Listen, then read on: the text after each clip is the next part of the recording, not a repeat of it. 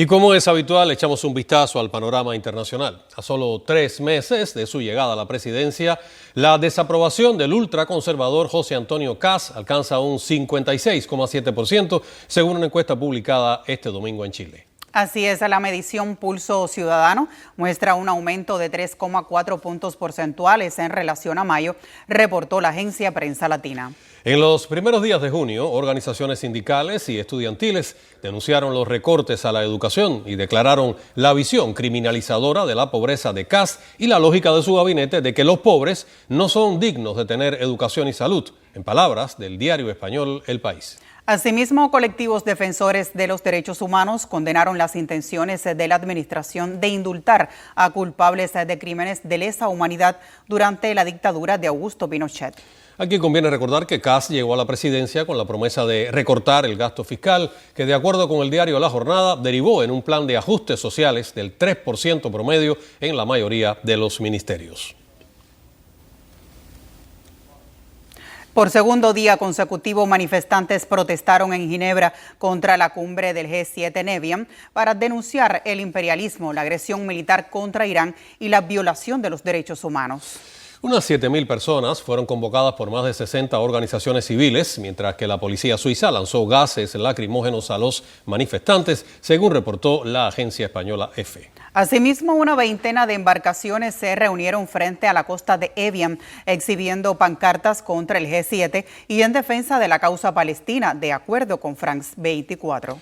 Las protestas manifestaron particular rechazo a las políticas del presidente estadounidense Donald Trump y resaltaron sus vínculos con el caso de Jeffrey Epstein. El G7 está conformado por Francia, Reino Unido, Canadá, Alemania, Italia, Japón y Estados Unidos, junto con la Unión Europea. Estas fueron algunas de las opiniones compiladas por la televisora France 24 durante la manifestación.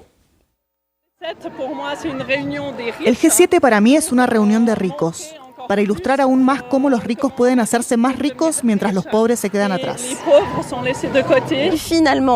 Si al final el G7 se reduce a doblegarse ante Donald Trump y hacer todo lo posible para garantizar su presencia sin avanzar en ningún tema crucial, entonces tal vez pueda incluso llegar a ser, en cierto modo, contraproducente. Y por eso estamos aquí, para decir que hay problemas reales que los líderes internacionales deberían abordar hoy y ahora, porque también tendrán que rendir cuentas ante la historia por las decisiones que no tomen en este momento. Y el movimiento Hamas subrayó la necesidad de que la ocupación sionista cumpla con la primera fase del acuerdo de paz, y esto antes de avanzar en la llamada hoja de ruta para el fin del exterminio contra el pueblo palestino. La resistencia palestina comunicó la posición nacional unificada de las facciones ante la propuesta del coordinador especial de la ONU para el proceso de paz en Medio Oriente, Nikolai Mladenov. El movimiento enfatizó que Tel Aviv debe respetar el protocolo humanitario acordado, así como el cese permanente de las operaciones militares en la franja. Incluso este domingo, el Ministerio de Salud palestino informó el asesinato de 3 gazatíes, entre ellos un niño de 13 años, a causa de la agresión israelí. Desde el alto el fuego el pasado 11 de octubre, el número de víctimas mortales en Gaza ascendió a 986.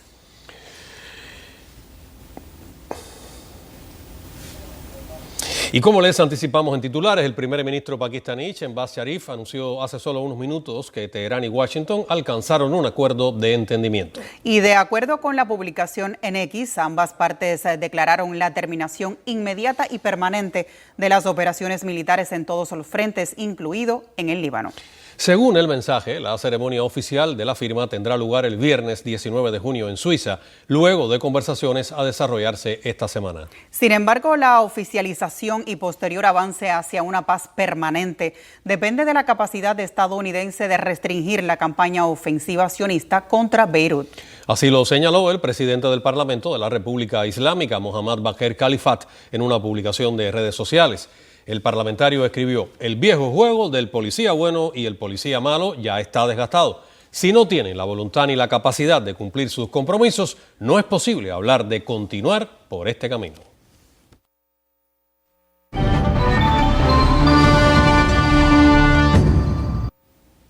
El aniversario del natalicio de Ernesto Che Guevara, símbolo del internacionalismo, motivó celebraciones y expresiones de solidaridad con Cuba en varias naciones del mundo.